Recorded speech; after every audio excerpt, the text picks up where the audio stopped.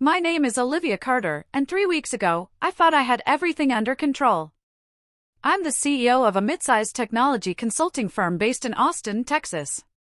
My calendar is packed, my board respects me, my team delivers, and I've grown the company from a home office idea into a national name. But on that particular Thursday, as I returned from a key client meeting in Dallas, I wasn't thinking about profit margins or infrastructure solutions. I was thinking about picking up my son, Noah, from school and maybe having dinner at home with Nathan, my husband. The traffic on Interstate 35 was kind, for once. I drove straight from the airport, humming to a playlist I barely heard. I missed Noah. It had only been 2 days, but he's 7 now, and every day he feels like someone new. I parked, waved at the familiar faces in the school lot, and waited at the usual spot.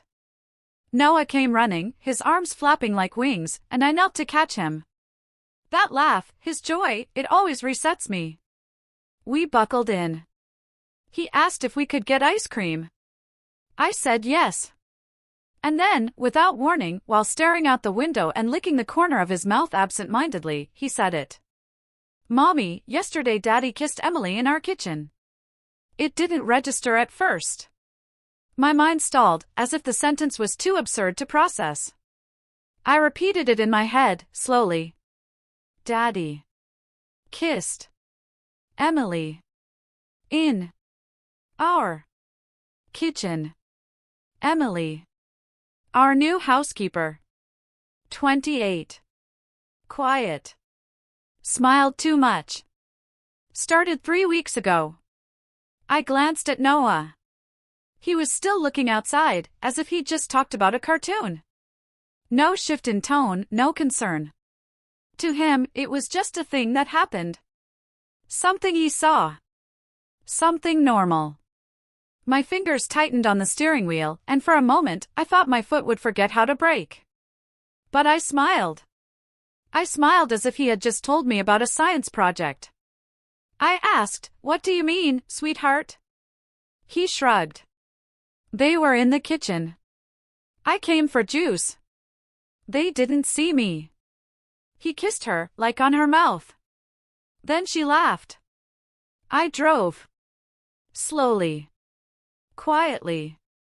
The world around us had not changed. The sun was still low, the kids on the sidewalk still laughed. But inside me, something unspooled. A wire snapped. A door slammed shut. I kept smiling for Noah. I talked to him about his day, about the ice cream, about whether we should watch a movie. He didn't notice anything. I made sure of that. But in my mind, everything was rearranging. My home, the place I built, organized, controlled, suddenly felt foreign. Tainted. I began replaying every interaction with Emily. Her overly polite greetings. The way Nathan mentioned her attention to detail. The new cologne he had started wearing. The evening he came out of the guest bathroom instead of ours. They were pieces. And Noah, without knowing, had handed me the final one. We pulled into the driveway, and I could see the lights inside. The porch was clean, the lawn trimmed. From the outside, everything still looked perfect. But my body was in full alert now. I wasn't walking into my sanctuary, I was walking into a stage set, and I was about to meet the actors. Nathan was in the living room, looking relaxed, scrolling through his tablet. Emily wasn't in sight. I kissed Noah on the head and sent him to change. Then I walked in, composed, smiling. He looked up. Hey, how is Dallas? I wanted to say, tell me about the kiss in our kitchen. But instead, I said, productive. I think we secured the whole contract. I kissed him on the cheek, and he didn't flinch. I watched him. Everything about him suddenly felt rehearsed. His laugh, his small talk, even his posture. I noted every detail like a detective who knows the culprit is standing in front of her. Emily went home already? I asked. Yeah, he replied. Left right after cleaning the patio. My nod was slow. I went upstairs, changed into something comfortable, and sat on the edge of my bed. The silence in that room was heavier than usual. It wasn't the absence of sound, it was the presence of too many thoughts, rushing in, fighting for space. I could still hear Noah's voice. Could still see the moment flicker behind my eyes. Daddy kissed Emily. The sentence echoed like a bell struck too hard, reverberating through every part of me. I should have felt tears. But there were none. What I felt wasn't sadness. It was calculation.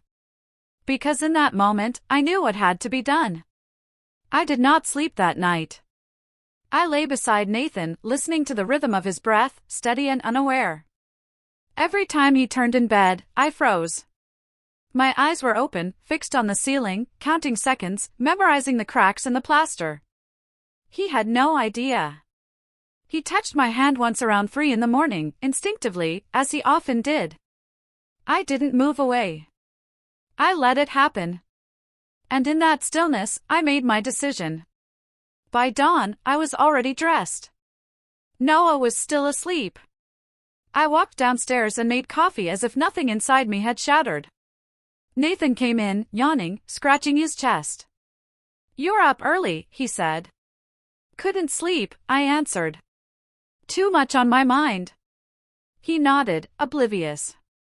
I kissed him lightly on the cheek and handed him his mug. The performance was flawless. I played the role of the wife. Warm, efficient, kind. Inside, I was a strategist preparing for war. After Noah left for school, I drove to the office. The glass walls of my building shimmered under the morning sun, and everything inside me realigned. This was my territory. My kingdom. My rules. I greeted my assistant, Kelly, with the usual calm, walked into my office, and locked the door behind me. Then I called Brian. Brian is head of corporate security for my firm. Former military, sharp as a blade, loyal. He once uncovered a data breach within 48 hours and traced it back to a rival firm. If I trusted anyone with this, it was him. "I need discreet surveillance installed at my residence," I told him. "Interior only. Living room, kitchen, hallway, upstairs. Landing. No audio. Just visual." He didn't ask why. He simply said, "I'll handle it." I added, "It has to be today. And no one can know. Not even the team. Tell them it's a test run for a new system." By mid-afternoon, the plan was set. Brian arranged for a trusted technician to install the devices under the guise of home maintenance. Nathan wouldn't be home until late, and Emily had the day off. It was perfect timing. I cleared my schedule, arrived just before the team, and supervised every placement. The cameras were small, discreet, and connected to a secure server only I could access. I stood in the kitchen, watching the technician drill into the molding near the ceiling, and thought about how many lies had echoed in that space. How many casual conversations, how many quiet betrayals. When everything was in place, I thanked Brian with a nod and returned to the office. By evening, I was back at home, acting normal. Noah told me about a story he was writing at school, some adventure about a spaceship and chocolate rain. I listened, laughed, asked questions. Nathan poured wine for both of us. We had pasta for dinner. Emily was not there. The cameras were silent. Watching. The next morning, I kissed Nathan goodbye like usual and drove to the office again. At noon, I called him from my desk. "I have to travel," I said, keeping my tone casual. "We have that potential client in San Antonio. They want to meet in person. I might need 2 or 3 days." "That's sudden," he replied, but he didn't sound suspicious. "Just inconvenienced." "I know," I said. "But it's important. Can you handle things here?" "Of course," he answered. "We'll be fine." I smiled as I hung up. The bait was set. By 5 o'clock, I checked into a luxury hotel downtown. I told the staff I'd be mostly working from the suite and asked for privacy. They complied. I ordered room service, set up my laptop, and logged into the surveillance system. At exactly 6:32 in the evening, the front door camera triggered. Nathan arrived, alone. He placed his keys on the console, took off his shoes, and disappeared into the living room. 10 minutes later, Emily arrived. She wore jeans and a hoodie. Casual. Comfortable. Too comfortable. I watched them greet each other. There was no hesitation. No guilt. No pretense. She walked straight into the kitchen with him, laughing. He opened a bottle of wine. She sat on the counter. He stood between her legs. Then he kissed her. Not a brief kiss. Not a mistake. This was practiced. Rehearsed. Familiar. I closed the laptop. Not because I couldn't watch. But because I didn't need more. It was enough. I stood by the window of the hotel room, looking down at the city lights. Austin sparkled, oblivious. My reflection in the glass stared back at me, composed, unflinching. I did not cry. I did not scream. I calculated. This was no longer a question of betrayal. This was a matter of structure. Of control. And if Nathan thought he could dismantle the life I built from the inside out, he had forgotten who I was. I am Olivia Carter. And I never enter a game I do not intend to win. I stayed in that hotel suite with the curtains half drawn, the lights low, and my laptop open like a portal into another reality. Every room of my house, was now visible at the click of a tab. I watched from a distance as the people who had smiled at me, lied to me, lived off my generosity, unveiled their truth without hesitation. That first evening was confirmation. The next two were revelations. On the second night, Emily arrived earlier than Nathan. She entered with a small overnight bag. That detail stayed with me. The casualness of it. As if she belonged there. She went upstairs, showered in my bathroom, wore one of his t-shirts, one I had folded myself only days before.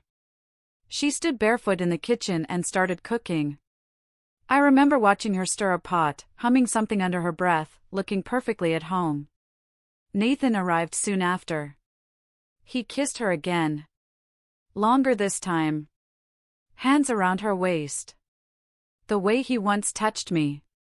They ate dinner at our table, laughed. Then he took her upstairs. I didn't watch the bedroom feed. I didn't need to. Some things don't need confirmation when the rest is screaming loud enough. The next morning, he left early. Emily stayed behind. She walked around the house in a robe, drinking coffee, tidying up. She placed a book on my nightstand. A romance novel. I read the title 3 times before logging off. Later that day, I returned to the house while Nathan was still at work. I walked through each room slowly, methodically, as if inspecting a crime scene. Every corner felt different now. Tainted. I stood in the kitchen where they had kissed. I touched the counter where she had sat.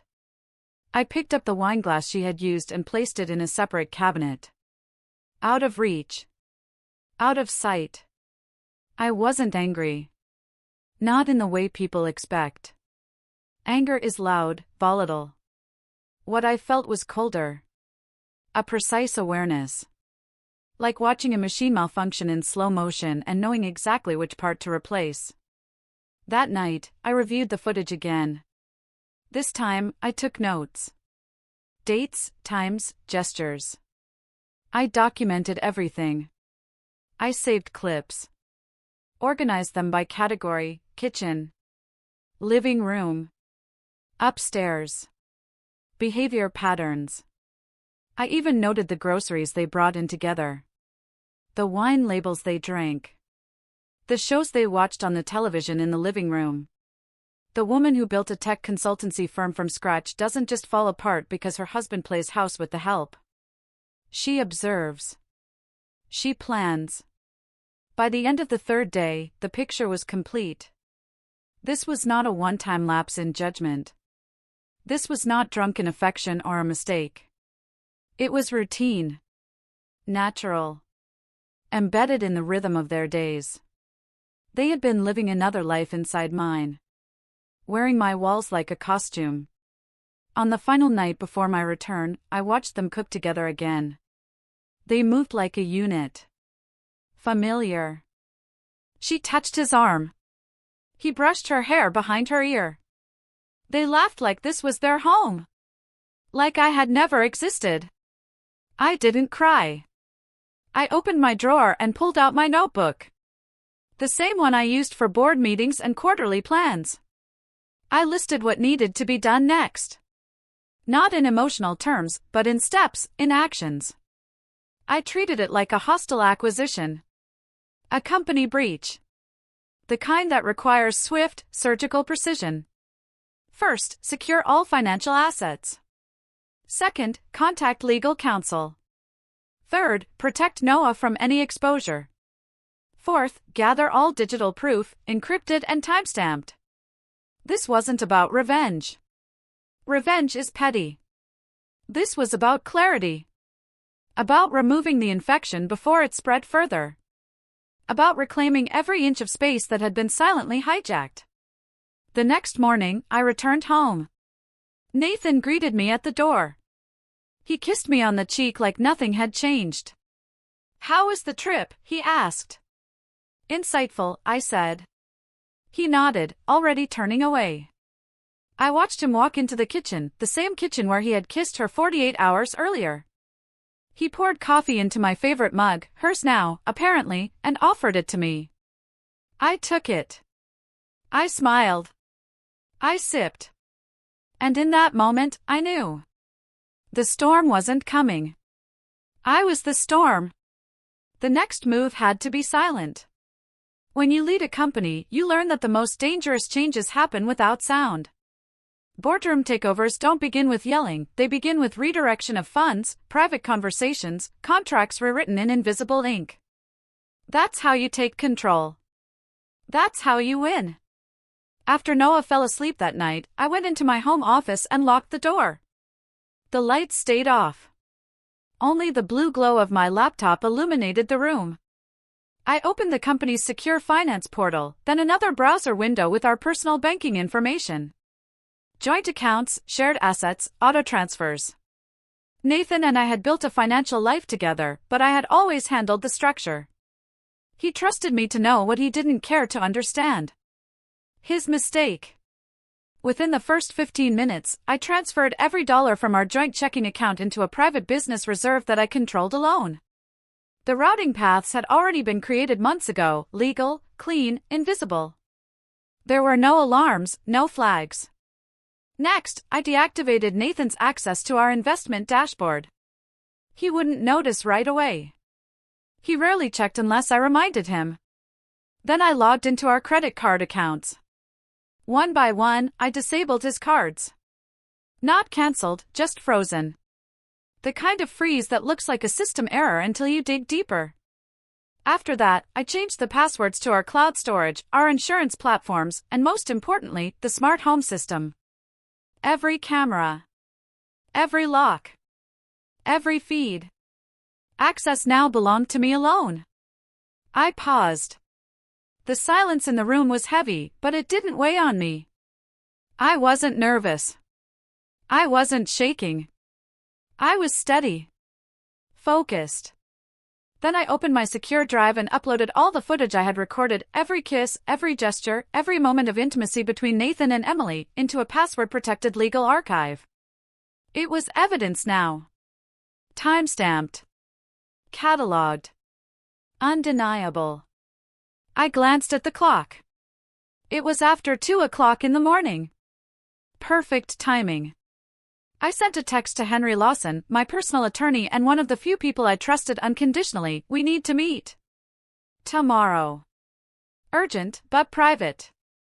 His reply came 2 minutes later. 7 o'clock. Your office. I deleted the text thread and went to bed. Nathan was already asleep, breathing slow and deep. I watched him for a long time. His face relaxed, as if the world hadn't tilted. I almost admired it, how easily he moved through betrayal, how comfortably he wore the skin of the man I once married. In the morning, I made breakfast for Noah, kissed his forehead, and told him I'd pick him up early. Then I got into my car and drove to the office. Henry was already waiting in my private conference room when I arrived. His briefcase sat on the glass table, unopened. "You don't look surprised," I said, closing the door behind me. "I've worked with you for 12 years, he replied. "I know that look. What do you need?" I handed him a USB drive and a sealed folder. Proof of infidelity. Recorded over 3 days. Everything is timestamped. No audio, all visual. I also listed all current asset movements, including withdrawals, transfers, and blocked accounts. He skimmed the documents quickly, then looked up. "You've been busy." "I'm not filing yet," I said. "But I need options. I want to know what I can protect, what's vulnerable, and what leverage I legally hold." Henry nodded. "I'll have something ready by tomorrow morning." "You're ahead of the game." "But Olivia, once this starts, it's going to get personal." "It already is," I answered. That afternoon, I returned home early. Nathan was working on his laptop in the den. I watched him from the hallway, studying his face. He looked calm, productive, maybe even proud. I wondered if he thought he had it all. Wife, son, house, and a secret romance tucked neatly between cleaning shifts and school pickups. I walked past him without a word and went upstairs. That night, I told him I was considering a weekend retreat with the company's executive team. He didn't question it. I could have said I was flying to the moon and he would have nodded. The truth was, I needed space to finalize the plans, meet with Henry again, and prepare Noah for what might come. But there was one thing I didn't expect. When I opened the guest bedroom closet, I noticed something missing, one of Nathan's old jackets. Nothing special. But it wasn't where it usually was. I opened the drawer beneath it. Empty. I opened another. Also empty. It wasn't just the jacket. Several shirts were gone. A pair of shoes. 2 watches. My chest tightened. This hadn't started last week. Or the week before. This had been going on for months. And suddenly, I realized Emily wasn't just a mistake. She was part of a plan. And Nathan had underestimated just how dangerous it was to plan behind my back. The mind has its own way of hiding things. Details slip between moments, tucked away in drawers we never bother to open until something forces us to. That missing jacket, those drawers half empty, they did more than confirm my suspicions. They unlocked memories I had ignored for too long. After Nathan went to bed that night, I sat alone in my office and opened the surveillance footage again. But this time, I didn't focus on the obvious betrayals. I studied the background, the clutter on countertops, the missing wine glasses, the slight changes in pillow placement, the folded towels I hadn't folded. Patterns began to emerge, small and disturbing. Nathan and Emily didn't just behave like a couple. They had routines. Established rituals. And rituals don't form overnight. I rewound the footage from the first day. Then earlier. Then earlier still. I reviewed clips from the days before my Dallas trip, days when Emily wasn't even supposed to be working late. And that's when I saw it. A moment, seemingly harmless at first, Nathan standing too close, laughing too easily, handing her a cup of coffee in the exact way he used to hand it to me. The casual intimacy. The familiarity. It wasn't just physical. It was emotional. And it had been happening right in front of me. I called Kelly the next morning. My assistant, sharp and detail-obsessed, always knew more than she admitted. I didn't give her context. I didn't need to. I just said, "Can you send me the visitor logs from the last 3 months?" Days Nathan came to the office. Anytime he checked in or used the guest badges. There was a pause. Then, "Sure. Anything specific I should look for?" Cross-reference those days with the times he said he was staying home to take care of Noah. Understood. She sent the report an hour later. I opened the file and my throat tightened. 6 entries. 6 times when Nathan had signed into the office using a visitor badge on days he claimed to be watching Noah. 2 of those times matched days Emily had left early. And once, he had been logged in under a different name, an alias we used for confidential client visits. He had been coming to my company. Using my resources. Lying through his teeth. Why? It wasn't just the affair anymore. That much was clear. He was circling something bigger. Something he didn't want me to see. And now that I had begun turning over stones, everything under them looked darker than I imagined. Later that day, Kelly stepped into my office, a file in her hand. She looked uneasy. I didn't want to send this an email, she said. But I think you should see it. Inside the file were internal communications. Calendar requests. Access logs. All pointing to one conclusion: Nathan had been in meetings. Not casual visits. He had entered restricted floors. He had spoken with at least one junior consultant, someone young, impressionable, and easily swayed. I don't think he was here to see you, Kelly added, her voice low. My mind reeled. Why would he be talking to junior staff? What was he building? Was it connected to our contracts? Our financials? I dismissed Kelly and sat back, overwhelmed. For the first time, I considered something I hadn't let myself believe until then: Nathan might have been preparing something against me. And if that was true, then Emily wasn't a reckless lover. She was a pawn. Or worse, a partner. That evening, I walked into the living room while Nathan was watching television. I sat across from him, legs crossed, calm.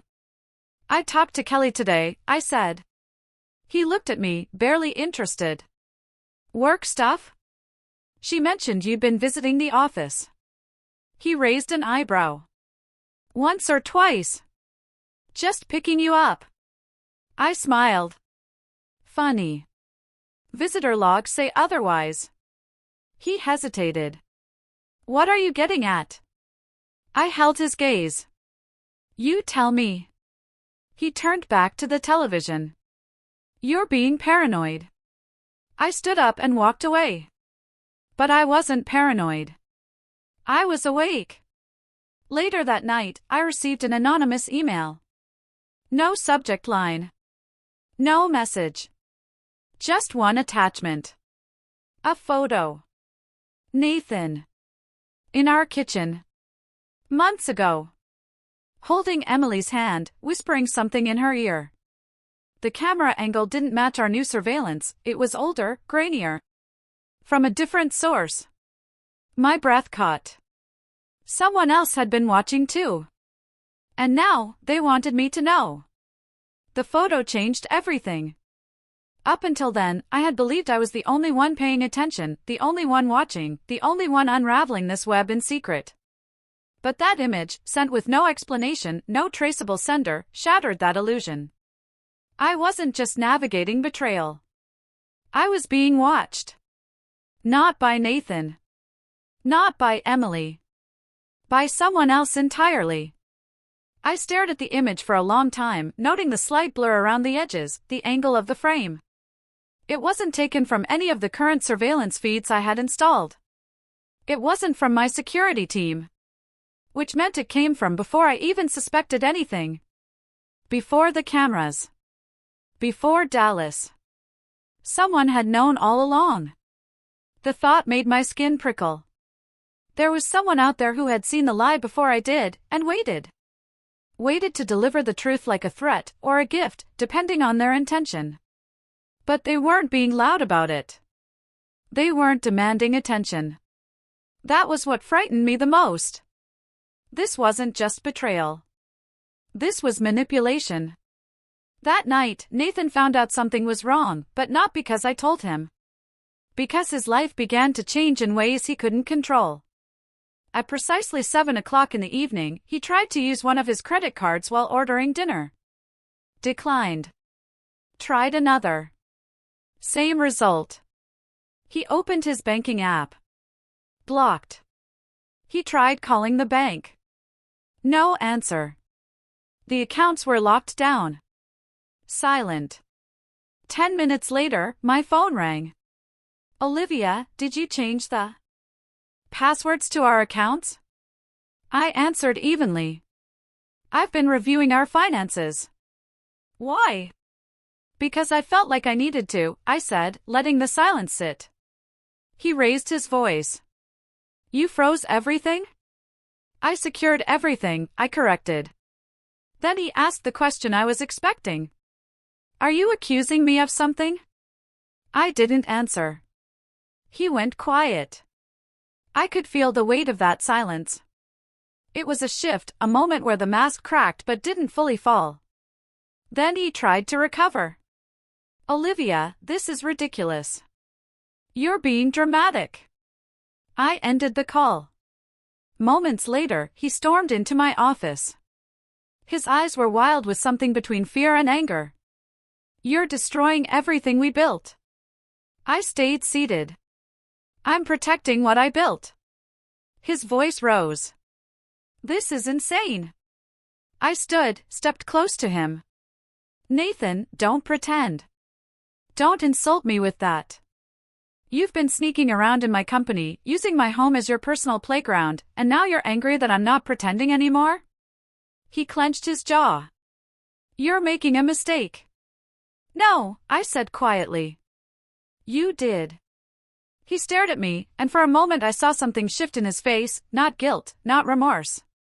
Calculation. He was measuring something. A man backed into a corner, already planning another move. That's when I realized Nathan wasn't going to disappear quietly. The next morning, Henry called. We've got a problem, he said. What kind? Your husband filed a petition this morning. He's trying to initiate a freeze on your business assets. My chest tightened. On what grounds? He claims you transferred marital funds into a corporate account without his consent. He's framing it as financial misconduct. He's trying to trap me, I whispered. Yes.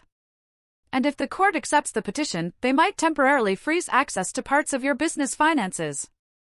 I felt the room tilt. My company wasn't just a job. It was my life's work. And Nathan, the man who once toasted with me at our launch party, was now trying to bury it under legal mud. I paced the room, thinking. Then I asked, can we fight it? We can. But we need time. And we need to show motive on his part. That's when I remembered the photo. The anonymous one. I opened it again. I studied every pixel, every shadow. Whoever sent it had a reason. I just didn't know what it was yet. That night, Nathan didn't come home. He didn't text. He didn't call. Emily didn't either. I logged into the surveillance feed. The house was still. Noah was asleep. But I kept watching. Not because I expected something to happen, but because something already had. Nathan was no longer pretending. The game had changed. He was fighting back. But he wasn't shouting or arguing. He was shifting behind curtains, rewriting the narrative, turning himself into a victim while painting me as unstable, erratic, hostile. And that's what made him dangerous. He was the silent antagonist. He didn't come at me with fists or fury. He came with lawyers.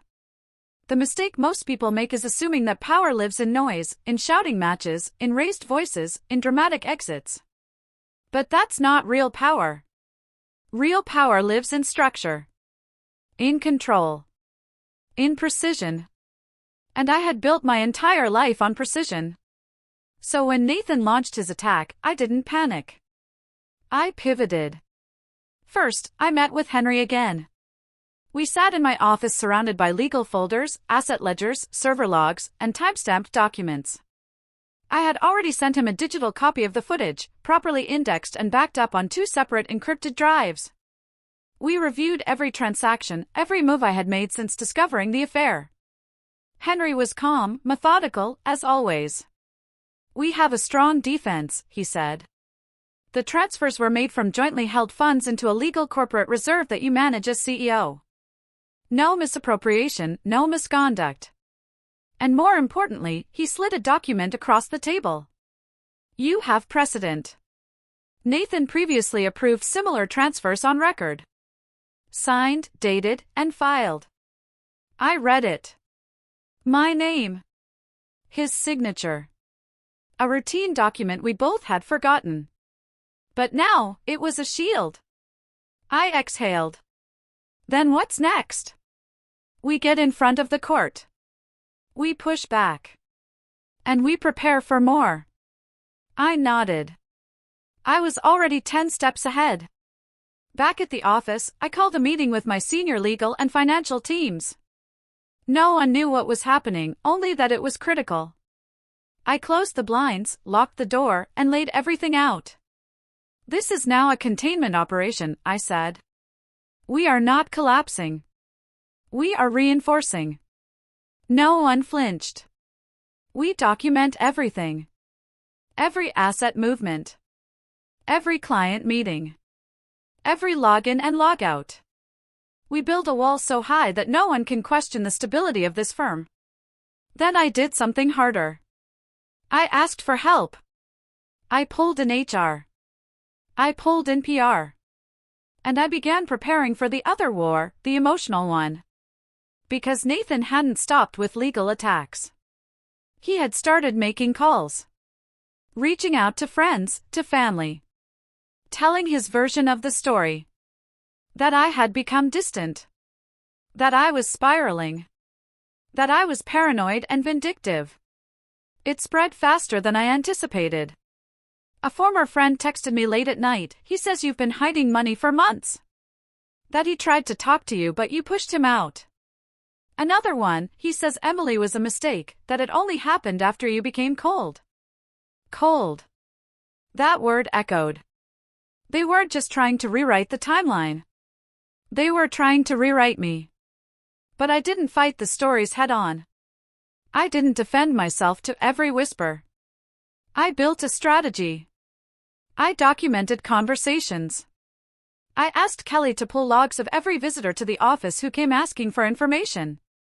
I had HR conduct a quiet audit, interviews, check-ins, subtle questions that would never be traced back to me. We needed to know who Nathan had contacted. Who was repeating his version. Meanwhile, I focused on Noah. I scheduled meetings with his teacher, his counselor, even the school's principal. Not to share every detail, just enough to ensure they were alert. I wanted a net beneath him in case the tension at home began to show. Then, at home, I created a bubble. We played board games. Watched old movies. I cooked with him again, even though I hadn't cooked in years. I read him to sleep. I reminded him, without words, that his world was still safe. But Nathan noticed the shift. One evening, after dinner, he confronted me in the hallway. "You're poisoning him," he said. I turned slowly. "By protecting him from watching you lie to his mother?" His jaw tightened. "He'll see what you're doing. Eventually." I smiled. "I'm counting on it." He left the house again that night. No explanation.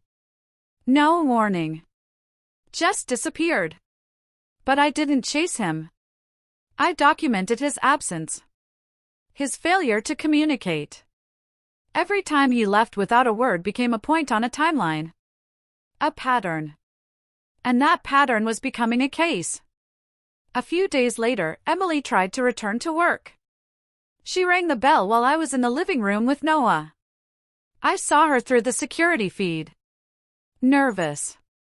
Holding her purse like a shield. I didn't answer the door. Instead, I watched her wait. After 15 minutes, she left. And I made another note. That week, Henry filed the first formal motion, a petition to affirm sole control of corporate assets under executive authority due to marital misconduct and protective restructuring. The legal language was dense, strategic, bulletproof. Nathan's team responded within 24 hours, panicked, defensive, clumsy.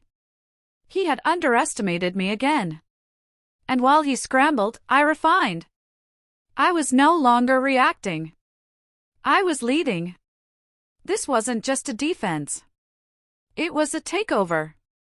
It came on a Thursday morning. A knock at the office door, too firm to be casual, too early to be expected. Kelly opened it. A man in a gray suit stepped in, handed her an envelope, and left without a word. She brought it to me, eyes wide, mouth tight. This was just delivered. Marked urgent. I took the envelope and opened it without ceremony. Inside, a court order. Nathan had escalated. He had filed for an emergency injunction to freeze all assets directly or indirectly tied to our company, claiming that I had willfully misappropriated joint marital funds and laundered them through corporate channels for personal gain. I sat still for several seconds. Not from shock. From calculation. I read it again, slower this time. Every line was designed to cast me as unstable, dishonest, corrupt. The language was brutal. The implication clear: if this was accepted, a judge could strip me of operational control. Not just of my finances, but of my company. I called Henry. He answered on the second ring. I saw it, he said. What are we looking at? The worst-case scenario is a temporary freeze on discretionary spending from the accounts listed. No movement until the hearing. That includes payroll, vendor payments, and short-term capital reserves. My voice dropped. That includes 70 employees. Yes. And if he manages to convince the court that you've compromised shareholder interests, it could trigger a corporate oversight review. I stood, walked to the window. Can we fight it? We already are. I submitted a counterpetition this morning, with all your documentation and signed approvals from prior transfers. But Olivia, this is a different move. He's not just trying to hurt you personally. He's trying to collapse your infrastructure. A deep, still breath settled into my lungs. Nathan wasn't lashing out. He was executing a strategy. And that terrified me more than the affair ever had. I spent the rest of the morning locked in meetings with legal, finance, and compliance. We made emergency contingency plans, preparing for frozen funds, drafting letters to board members, lining up talking points in case the media caught wind. Kelly arranged a confidential staff briefing. I stood before my team, engineers, analysts, consultants, most of whom had been with me since the beginning, and told them what I legally could. There's been a legal maneuver affecting our financial operations. It is temporary. It is being challenged. Your positions are secure. No one asked questions. Their trust hung in the silence like armor. But I could see the anxiety behind their eyes. The fear that something was breaking beneath their feet. After the meeting, I sat alone in the boardroom, staring at a map of our regional clients pinned to the far wall. I had spent 10 years building this. 10 years turning ideas into contracts, contracts into growth, growth into legacy. And now, one man, who had smiled through every launch, every ribbon cutting, every holiday party, was trying to burn it all down. Why? Why now? Why this level of destruction? Then I remembered the office visits. The meetings with junior staff. The quiet manipulations behind the scenes. It wasn't just spite. He had been laying groundwork. And the only thing worse than a man who betrays you emotionally is one who believes he can outmaneuver you professionally. I didn't go home that night. I stayed in a hotel near the office, the same one I'd used before. Room service. Privacy.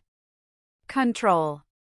I opened my laptop and began rereading every clause of our partnership agreements, every amendment filed with the state, every shareholder report with Nathan's name on it.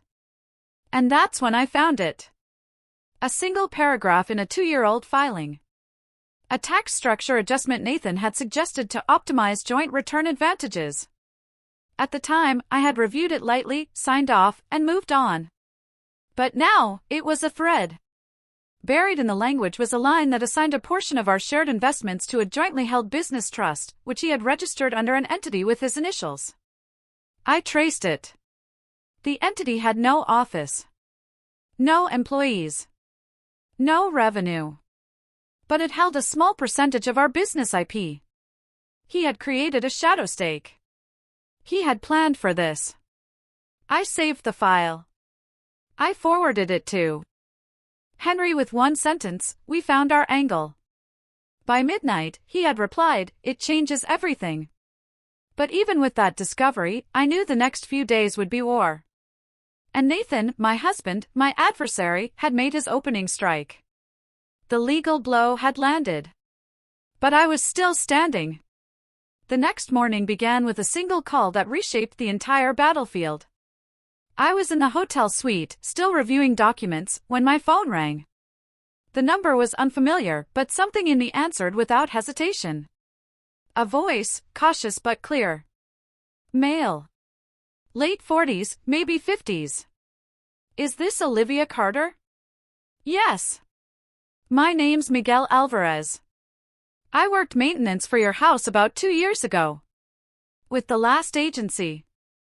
The name clicked. Barely. He had been in and out, a contractor who fixed a wiring issue in the basement. Not memorable, until now. I'm sorry to call like this, he continued. But I need to give you something. I should have done it earlier, but I wasn't sure if I'd get pulled into it. Pulled into what? Nathan.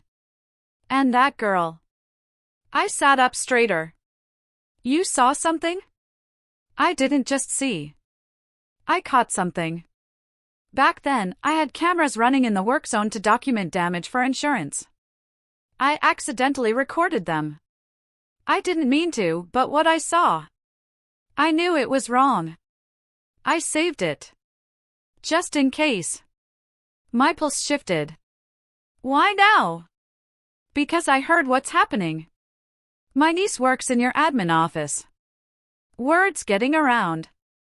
I thought, maybe it could help. I gave him a secure upload link and asked for everything, photos, footage, timestamps. He said he'd send it within the hour. Then I called Henry. He picked up with a tired voice.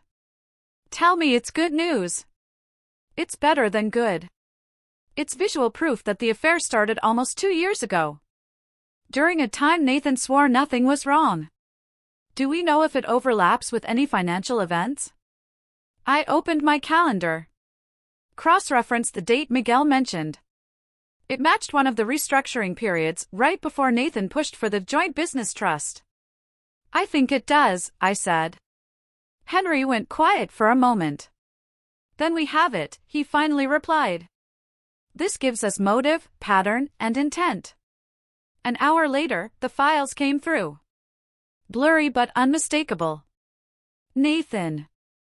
Emily. In the garage, pressed against the wall. Laughing. Kissing. The casualness of it sickened me. They looked like they had done it 100 times. And then I remembered something else. Back then, Nathan had told me he was under unusual stress. That he needed space. That I was too focused on work. We had argued. I had compromised. I gave him time. While he took everything else. I forwarded the files to Henry and opened the second batch of documents we had unearthed, the old business trust Nathan created. It was more intricate than I had realized. Buried within the structure were contracts Nathan had signed on behalf of our company, funneled through a subsidiary I had forgotten even existed. I'd left it dormant during expansion, he had revived it under a different DBA. He had been using the name to test side projects, partner with small contractors, and collect residuals from secondary consulting gigs. All without disclosure. All under my company's umbrella. It was theft. Silent, calculated theft. I created a timeline. Each transaction, each unexplained expense, each personal charge masked as a business write-off. I built a portfolio not just of a failed marriage, but of corporate deception. And then, almost as an afterthought, I remembered the anonymous photo. Someone else had been watching too. I opened a blank spreadsheet. I started tracking timestamps, locations, light patterns. Cross-checked with camera angles from before. Something about the framing suggested it wasn't Miguel's footage. This was different. Professional. Someone had access.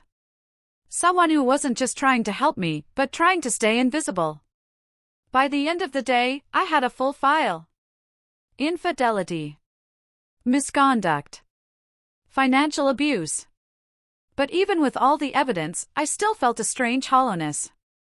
Because none of it gave me back the time I lost believing I was safe. None of it gave Noah back the nights he thought his parents were a team. And none of it would ever explain why Nathan chose destruction over honesty. That night, I sat with Noah in bed. He asked why Daddy wasn't around as much. I held his hand. Sometimes people make choices that hurt others. But it's not your fault. And it's not about you. He nodded. Quiet. Accepting. But his eyes were older. And I hated Nathan for that. Later, Henry called. We're filing a counterclaim tomorrow. With everything we now have, we'll ask for dissolution of the trust, reallocation of assets under fraud, and an emergency protective order for you and Noah. Do you think it will hold? It's no longer a defense, he said. It's a case. And finally, I slept. For the first time in weeks, I slept not as a woman running from betrayal, but as one walking toward justice. I requested the meeting myself. No lawyers. No assistants. No one but us. It was to take place in the boardroom of my company, neutral ground, but unmistakably mine. I wanted him to feel the power shift. To remember whose name was on the building, whose vision had created it all. I told Kelly to hold all calls and lock the doors. This wasn't a conversation. It was an unveiling. Nathan arrived late. Of course. He walked in wearing the same confidence he always wore when he thought he had control, shoulders back, chin high, the faintest smirk resting in the corners of his mouth. He wore a suit I had tailored for him 2 years earlier, back when I believed in appearances. Olivia, he said, as if we were about to discuss weekend plans. This feels dramatic. I didn't answer right away. I waited for him to sit. Let him look around. Let him remember that he hadn't built this place, that every inch of this table, this view, this brand, was mine. You've been busy, I finally said. He leaned back in the chair. So have you. Freezing my assets. Spinning stories. Threatening reputations. Funny. I thought that's what you were doing. He rolled his eyes. I came here as a gesture. We can fix this, Olivia. Quietly. Without all the noise. I placed a folder on the table between us. Thick. Labeled. Organized. Inside this folder, I said calmly, is a timeline of your financial misconduct. Including the creation of the trust under your shadow entity, the misuse of company funds, and at least 4 instances of undisclosed contracts using my intellectual property. He didn't reach for it. He just watched me. Also inside, I continued, are surveillance images of you and Emily. In my house. In my kitchen. From almost 2 years ago. Long before you said anything was wrong. Still, he said nothing. I leaned forward. I have notarized statements from Miguel Alvarez, copies of payroll records, time-stamped emails, and most recently, a full forensic audit of every transfer you orchestrated behind my back. Nathan's face didn't flinch, but his hands twitched. Just once. Barely noticeable. But I saw it. I brought you here, I said, because I'm offering you a choice. He smiled. Of course you are. You can sign a private agreement today. Walk away from the company. Relinquish all claims. Accept a settlement that reflects exactly what you contributed, which is nothing. And if I don't? I sat back. Then I go public. I take the documents to the board. we trigger a full legal investigation.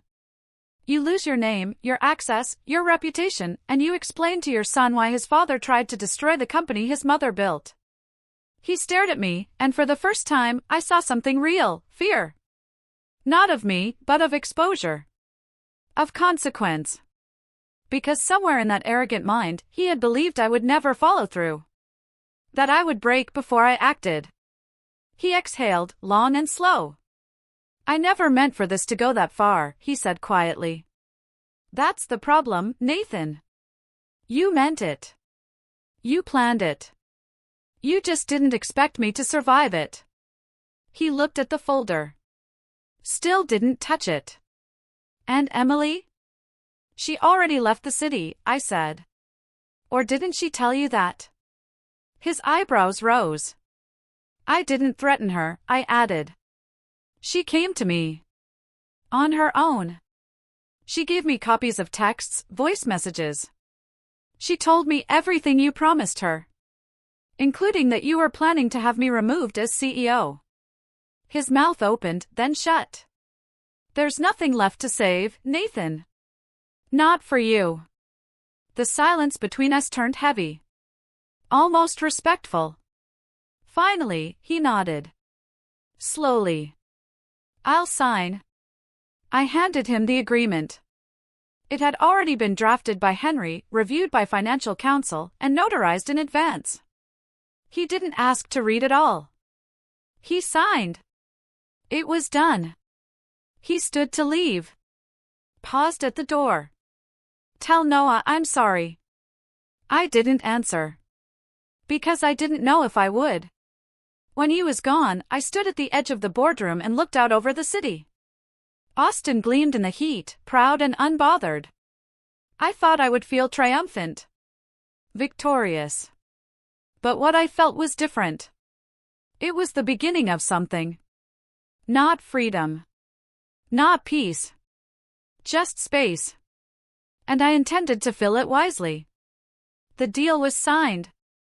The war, on paper, was over. Nathan had walked away without a final threat, without a smug retort, without the cruel satisfaction he so often carried like a signature. I thought that was it. I thought the ground beneath me had finally stopped shifting. But then, 2 days later, Emily came back. Not to the house. Not to the office. She showed up at the building lobby, unannounced, asking to speak with me directly. Kelly buzzed me, her voice tight. She's here. I told her you weren't taking meetings. I paused. But then something in me shifted. Emily's sudden reappearance wasn't about reconciliation. It wasn't about apologies. It was desperation. Send her up, I said. She walked into my office 10 minutes later, eyes swollen, hair pulled back like she hadn't slept. She didn't sit when I offered her the chair. She paced instead, wringing her hands, eyes darting from the windows to the floor, then back to me. I'm sorry, she said. I know I have no right to be here. I'm not going to argue with that, I replied. She stopped pacing. Looked directly at me. Nathan's gone. I blinked. What do you mean, gone? He left the apartment 2 nights ago. Took his bags, disconnected his number, wiped his emails. He's not responding to anyone. I went by his parents' place, they haven't seen him. I sat up straighter. He signed the agreement. I know, she said. But he told me before he left, he said none of this was over. He said he had something left to use. Something that would break everything. What was it? Her voice cracked. I don't know. But he kept this storage unit. Downtown. I wasn't allowed near it. I think whatever it is, it's there. She handed me a piece of paper with the address. A unit number. A key. I know you have no reason to believe me, she said. But he used me. He promised me stability. Said he loved me. Said he had a plan for both of us. I looked at her and saw, for the first time, someone whose world had also collapsed. She wasn't innocent. But she wasn't in control either. I took the paper, and she left without another word. That afternoon, Henry and I met at the location, a narrow, temperature-controlled facility tucked between warehouses near East Austin. We had the key. The manager, after verifying my identity, let us in without question. Unit 34. The lock clicked open with a strange finality. Inside were boxes. Dozens. Labeled in Nathan's handwriting. Some personal, others marked with vague terms like finance or legal or strategy. We began opening them, one by one. Inside, we found hard drives. Binders. Flash drives. Contracts I'd never seen. Memos with my company's logo, but language that had never passed through my office. He had been building something quietly. A hostile plan. Then we found the laptop. Henry powered it on, and I watched as the desktop loaded with file names. Dozens of them. Many had my name. Others, familiar client codes. Then one folder labeled contingency. Inside were audio recordings. Dozens of them. Conversations between Nathan and people I recognized, staff, clients, even board members. He had been recording phone calls, in-person meetings, and even casual lunches. Collecting words. Twisting narratives. Preparing a version of the truth he could release if I ever turned on him. But then came the real twist. In one recording, Nathan spoke with someone named Roger Ferris, a name I knew. He was a former rival, CEO of a firm we had outbid on multiple contracts. Nathan was offering him access. Access to our client lists. Our internal software templates. Our executive performance data. He was trading proprietary information for equity. Nathan hadn't just wanted revenge. He had wanted to rebuild. On someone else's side. The betrayal wasn't just personal. It was treason. Henry looked at me. This changes everything. He violated corporate law. He tried to sell trade secrets. We could press charges. I nodded slowly. My stomach turned, not from fear, but from the sheer depth of the deception. And then Henry found the final folder. Labeled OC. Inside were personal photos of me, screenshots of my messages, documents from my medical file, even a recorded phone call between me and my therapist from years ago. Nathan had gone far beyond sabotage. He had planned to destroy me, not just as a wife or CEO, but as a person. I sat on the cold floor of that storage unit and felt the weight of years press down on me. Every compromise. Every time I had believed his excuses. Every night I'd slept beside a man who had already begun plotting my collapse. But now, I had it all. The proof. The pattern. The plan. And Nathan, gone as he was, had left the door wide open. We left the storage unit in silence. The evidence we carried wasn't just heavy, it was transformative. Everything I needed to take back full control of my company, my name, and my son's future was now in my hands. But victory, I was learning, rarely feels like triumph. It feels like exhaustion. Like finally being allowed to stop holding your breath. The next morning, Henry filed the full report with the court, a formal request for dissolution of the trust Nathan had created, supported by the recordings, financial records, and client correspondence we uncovered. We attached the proposal for sole ownership of all corporate assets, citing breach of fiduciary duty and attempted theft of proprietary information. It wasn't just legal retaliation, it was a statement of fact. Nathan Carter was no longer safe to be near anything I had built. Within 48 hours, the judge signed the emergency motion. The assets were released back into my control. Nathan's agreement was updated. His exit became not just permanent, but absolute. And then came the part one feared most, and needed most, the petition for full custody of Noah. It was personal in a way the financial and legal battles hadn't been. This was about protecting a child. About ensuring that the chaos Nathan had injected into every part of our lives wouldn't bleed into our sons. I compiled everything, the absences, the erratic communication, the surveillance footage, the recordings, and prepared to defend every decision I'd made. I didn't need to. Nathan didn't show up. His lawyer submitted a brief response, agreeing to relinquish custody in exchange for a final severance package. No negotiation. No protest. Just silence. Emily officially left the city 3 days later. I received a short note in the mail. Handwritten. No return address. I was never meant for that life. Thank you for not destroying me when you had every right to. I hope someday your son knows how strong you are. I folded the letter and placed it in a drawer I rarely opened. Then I got to work. Not just on rebuilding the company, but on transforming it. I held a staff-wide meeting, the first since the court's final ruling. I told them the truth, in measured doses. Not gossip. Not drama. But the clarity they deserved. There was a breach of trust. It has been dealt with. And from this moment forward, this company is mine again. Fully.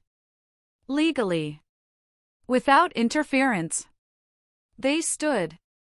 Every single one of them. No applause, no shouting. Just silence and presence. That moment meant more to me than 100 client wins. Then came the speaking invitation. An event in San Francisco, Women in Leadership, Resilience, Risk, and Reinvention. I almost declined. But Noah had been watching me, carefully, every day. Watching how I moved through each decision.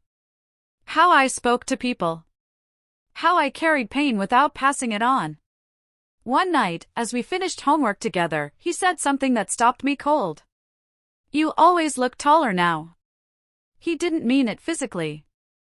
He meant it where it mattered. So I said yes to the conference. On stage, beneath bright lights and in front of hundreds of women who were climbing their own mountains, I told my story. Not every gritty detail, but enough. Enough for them to understand that leadership isn't about titles or press releases. It's about what you do when the walls crack. When the people you trust the most try to pull them down. I ended with one line, you are not just what you build, you are what you choose to save when everything else is trying to burn. The room stood. The speech went viral. Requests poured in for interviews, panels, podcasts. I accepted a few. Declined most. I wasn't looking to be famous. I was looking to be free. And I was. Fully. One morning, as summer broke over Austin, I took Noah to the park near our house. Just the two of us. He ran ahead, laughter trailing behind him like wind. At some point, he stopped under a tree, pulled out a folded piece of paper from his pocket, and brought it to me. A drawing. Stick figures. Crude, but clear. Two people. Me and him. That was all. I drew our family, he said, matter-of-factly. And I smiled. Not because I had lost Nathan. But because I had found what mattered. Mornings feel different now. I wake up not to the sound of alarms or urgent emails, but to the soft knock of Noah at my bedroom door. He always pauses, waiting for my voice. I always say the same thing, come in, kiddo, and he enters with that steady energy that only children have. Pure, present, uncomplicated. Our routine is quieter. No rushed breakfasts, no hidden intentions behind polite conversations. Just coffee for me, cereal for him, music low in the background. I still check my inbox before 8 o'clock in the morning, but not because I'm bracing for a fight. Because I want to. Because I can. My role at the company has shifted. I handed over more of the day-to-day to my executive team. They earned it. I now operate in a space of oversight, guidance, mentorship. My calendar has fewer meetings, but more meaning. Strategy sessions with rising talent. Calls with female founders. Guest lectures at business schools. And then there's the foundation. It started as an idea in the middle of the legal chaos, a side note scribbled on hotel stationery. Create something that outlives the anger. That note became the Olivia Carter Foundation, focused on supporting women who are rebuilding their lives after professional or personal betrayal. We offer legal guidance, startup resources, trauma-informed therapy. It's small now, but growing. People keep asking me to write a book. I keep saying no. Not yet. I'm not ready to place a bow on the story. It's too alive. Too immediate. Maybe one day. What I did write was a letter. To myself. It sits on my nightstand, sealed, dated for 5 years from now. I don't remember everything I wrote. That was the point. I just know I needed to mark this time. Not as an ending, but as a hinge. A place where everything changed direction. As for Nathan? He's still gone. Occasionally, I receive updates secondhand, legal notices, changes of address, quiet movements behind distant walls. He has not tried to contact Noah. He has not contested the agreement. I suspect, on some level, he understands that any attempt would only reopen a wound that now scars too cleanly. Emily never reached out again. She became a footnote in a much larger story, one of those people who passes through your life like a storm cloud, brief, loud, and ultimately irrelevant to the sunlight that follows. And that sunlight? It's here now. It's in the way Noah rides his bike with more confidence. It's in the meals we cook together, messy, loud, full of laughter. It's in the quiet evenings, sitting on the porch, watching the sky shift to violet. One afternoon, he asked me if I was ever going to get married again. I smiled. I don't know, I said. Maybe. Maybe not. Do you want to? I thought about it. I want peace, I told him. I want honesty. I want laughter that doesn't come with conditions. If that ever comes in the shape of another person, I'll be open. But if it just stays like this, you and me, I'm more than okay. He nodded. I like it like this. So do I. Some days, the past feels far away. Other days, it still whispers. But its voice is smaller now. Less convincing. And every time I doubt myself, I return to the version of me who sat in that hotel room, watching her life unravel in real time, and made a choice not to collapse, but to rebuild. Not just to survive, but to lead. This is the new chapter. No grand declarations. No final victories. Just steadiness. Just clarity. Just two people, drawing their family with quiet pride. And a woman who finally learned that strength doesn't always roar. Sometimes, it simply refuses to disappear.